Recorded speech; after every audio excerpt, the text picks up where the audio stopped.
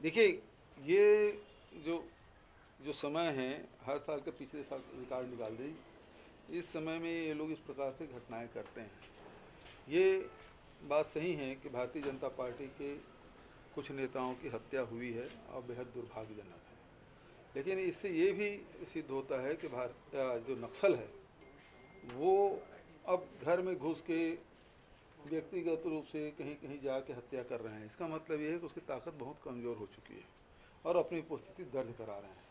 और मैंने अभी डीजी को निर्देश किया कि जितने भी सभी दलों की बैठक तत्काल सभी एसपी ले लें जो नक्सल प्रभावित जो ज़िले हैं, और सभी राजनीतिक दलों की बैठक करके जो ऐसे समय में सुरक्षा को ध्यान रखना है, कहीं जा रहे हैं तो बता के जाएं, सुरक्षा में जाएं। तो इस प्रकार के मैंने अभी ही डीजी साहब से कहा कि सभी एसपी बैठक करके सभी को सचेत करें, और सुरक्षा हमारे लिए महत्वपूर्ण है, चाहे किसी भी दल की हो। इसमें भाजपा ये आरोप लगा रही है कि उनके कई नेताओं की सुरक्षा हटा दी गई है। बिल्कुल गलत बात है। केदार कश्यप चुनाव हार गए हैं, गागड़ा जी चुनाव हार गए हैं, जेड प्लस है, हमने कहीं कमी नहीं की। रमन सिंह जी की क्या स्थिति है, कभी नक्सल प्रभावित क्षेत्र में जाते भी नहीं, और उसकी सुरक्षा देखिए, मुख्यमंत्री से ज़्यादा सुरक्षा उनको मिला हुआ है। एनएसजी का है, मुख्यमंत्री की नहीं है। तो ये, और राहुल जी, सोनिया जी, प्रियंका जी का सुरक्षा ये लोग हटा दिए। हटाने का काम ये करते हैं, राजनीतिक द्वेषवश ये निर्णय लेते हैं। हम लोग उस प्रकार से नहीं करते। सर, बजट को लेकर आप तमाम मंत्रियों से बैठकें भी कर रहे हैं। कांग्रेस के जो नेता है राहुल गांधी, दिग्विजय सिंह और एक खड़गे साहब, इनके इस बिना आपत्ति के इनके भाषण के अंश को हटा दिया जा रहा है।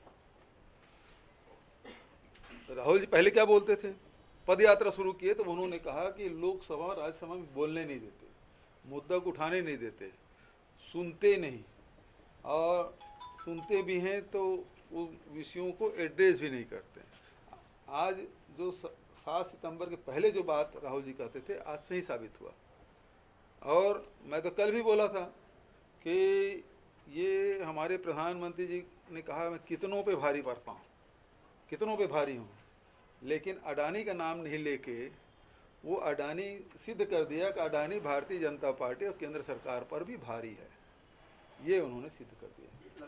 लगातार बीजेपी जो है ये बात कह रही है कि टारगेट की जाए। बजट जो सत्र है, इस सरकार का अंतिम बजट सत्र रहेगा, लोग काफी उम्मीद है, खासतौर पर नियमित कर्मचारियों, विधवाओं। बस आपको नहीं है, हमें नहीं है सर, सुरक्षा का चाहिए। तो क्या बहुत देखिए, बजट तो आने दीजिए। अभी अब 1 मार्च विधानसभा होगा, राज्यपाल का अभिभाषण होगा, नए राज्यपाल एड्रेस करेंगे, तो उसके बाद चर्चा होगी, फिर बजट प्रस्तुत होगा, और तब तक के थोड़ा इंतजार करिए कि क्या क्या होने वाला है। लगातार आप लोग ये कहते आए हैं कि नक्सलवाद कम हुआ है, की क्या कुछ चर्चाएं हुई विधेयक को लेकर खासकर? अभी राज्यपाल महोदय का जो स्थानांतरण हुआ है, तो और मणिपुर के राज्यपाल नियुक्त हुए हैं, तो मैंने सौजन्य भेंट की है और मणिपुर राज्यपाल बनने को उन्हें बधाई दी। और इन 3.5 सालों में जो उन्होंने सार्वजनिक रूप से सरकार की तारीफ की, बहुत सारे अनुभव हैं उनके साथ, और हर कार्यक्रम में हम लोग शामिल होते थे। ये मैं पहले ही बोल चुका हूँ कि मैं उसका बड़ा सम्मान करता हूँ, व्यक्तिगत रूप से बहुत भली महिला है, व्यवहार बहुत अच्छा रहा है। लेकिन ये जो आरक्षण का मामला है, 1 घंटे में हस्ताक्षर कर दूंगी, वो तो चाहती थी, लेकिन उसको करने दे तब ना। वो करने नहीं देने वाले कौन है, उसको सब जानते हैं। भारतीय जनता पार्टी, रमन सिंह और सब तमाम लोग हैं जो नहीं चाहते थे देश की युवाओं को आरक्षण का लाभ मिले, वही लोग रोकते थे। ये लेकिन भाजपा के नेताओं को गच्चा क्यों लग जाता है, बार बार राज्यपाल बनने की उम्मीद करते हैं, लेकिन छत्तीसगढ़ से किसी को अवसर ही नहीं मिलता। अब इसको देखिए, एक तो कोई चेहरा घोषित नहीं कर रहे हैं, दूसरी तरफ राज्यपाल बना भी नहीं भेज रहे हैं, और रमेश भाई जी को प्रमोशन मिल गया झारखंड से सीधा महाराष्ट्र, और इनको तो लॉलीपॉप तक नहीं मिला। तो ये तो दुर्भाग्य है। आज एक तो कोरिया जिले जा रहा हूँ, जहाँ कोरिया कुमार रामचंद्र सिंहदेव जी के आज मूर्ति का अनावरण होना है, आज उसकी जयंती भी है। और उसके बाद कुनकुरी वहाँ महोत्सव का आयोजन हुआ है, उसमें भी शामिल होऊंगा। 2 कार्यक्रम हैं। सर लोकसभा हो या लोकसभा राज्यसभा प्रयास करी जनता को की कांग्रेस शासनकाल में घटना बढ़ रही है। अभी नड्डा जी आए थे और लगातार बयान दे रहे थे डबल इंजन, है ना, और जो आंकड़े बता रहे हैं हत्या, लूट, बलात्कार, वो सब झूठा आंकड़ा बता रहे हैं। मेरे पास सारे आंकड़े हैं, मैं दे दूंगा कि उसमें कितने बलात्कार उसके शासनकाल में हुआ, राष्ट्रीय स्तर पे हमारा नंबर पहले कितना था, अब कितना है। चाहे लूट हो, हत्या हो, बलात्कार हो, डकैती हो, नक्सली घटना हो, वो सारे आंकड़े मैं आपको भिजवा देता हूं ताकि देख लें। और किस प्रकार से नड्डा जी आके यहाँ झूठ बोल रहे हैं। वो तो लगातार जो चीज़ वो पश्चिम बंगाल के चुनाव में जो शब्दों का प्रयोग किए थे, वो उन्हीं शब्दों का प्रयोग यहाँ भी कर रहे हैं कि अब टीएमसी को आराम करने देना चाहिए, भारतीय जनता पार्टी को मौका देना चाहिए। वही लाइन यहाँ वो दोहरा रहे हैं और झूठ का पुलिंदा भी है। और ये डबल इंजन नहीं है, ट्रबल इंजन। इसलिए ट्रबल इंजन है कि रमन सिंह को 15 साल मौका मिला, वो 2100 रुपये समर्थन मूल्य दूंगा बोले थे, नहीं दिए। इनकी सरकार आ जाएगी, मिलेगी क्या किसान को? नहीं मिलने वाला है। राजीव गांधी किसान न्याय योजना मिलना नहीं है। जो आदिवासियों को जो ज़मीन वापसी कराते नहीं, हमने वापस कराया। इन 4 सालों 15 साल में हजारों एकड़ ज़मीन आदिवासियों से छीना है उन्होंने, हजारों एकड़। हम 4 साल में बता दीजिए एक भी आदिवासी की ज़मीन हमने ली हो, एक भी।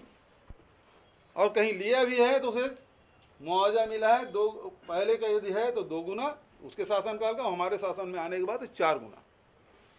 जब हमने कानून बनाया उसके बाद 4 गुना दे रहे हैं। इनके समय में लूट चलता था, लघु उपज खरीदी होती नहीं थी, वैल्यू एडिशन नहीं होता था, महुआ को सड़क में फेंकने के लिए बाध्य हुए थे। तो ये डबल इंजन नहीं है, ट्रबल इंजन है। और ये आदिवासियों की बात करते हैं, किस प्रकार जब बलिराम कश्यप जी जीवित थे तो उनके साथ क्या व्यवहार किया, ननकी राम जी कंवर के साथ अभी तो जीवित हैं उसके साथ उन्होंने क्या व्यवहार किया, गणेश राम भगत को उन्होंने दूध की मक्खी की तरह निकाल फेंक दिया, नंद कुमार साया जी को जबरदस्ती जोगी के साथ भिड़ा के उनके साथ क्या व्यवहार किया, आज क्या स्थिति है। तो जितने आदिवासी नेता हैं उनके साथ उनका व्यवहार क्या रहा। सोहन पड़े 4 बार के निर्वाचित सांसद, उसके साथ उन्होंने क्या व्यवहार किया। ये उनके स्थिति है। और रमन सिंह के राज में 15 साल में रमन सिंह की जो संपत्ति, उसके परिवार वालों की संपत्ति कितने गुना बढ़ा है। लूट मजाक रखे थे रमन सिंह जी। राज्यपाल की हम अनुमति मांग रहे हैं जांच की, तो अनुमति भी नहीं दी। अब नए राज्यपाल आएंगे उनसे अनुमति मांगे, ये हो सकता है इस समय में मिल जाए उसकी भी। और भारतीय जनता पार्टी शासन काल में देश में reserve bank of India 2018 report 39.93% गरीबी रेखा के नीचे जीवन यापन कर रहे थे छत्तीसगढ़ में। 39.93% मतलब 40% लोग। और बीजापुर आप देखो 65%, 66%, दंतेवाड़ा 57%, बस्तर 51%, नारायणपुर 50%, कांकेर 38%। ये सब देश के सबसे गरीब जिले। इसके लिए जिम्मेदार कोई है तो भारतीय जनता पार्टी। ये डबल इंजन बोल रहे ना, ये ट्रबल इंजन है। ठीक है, थैंक यू।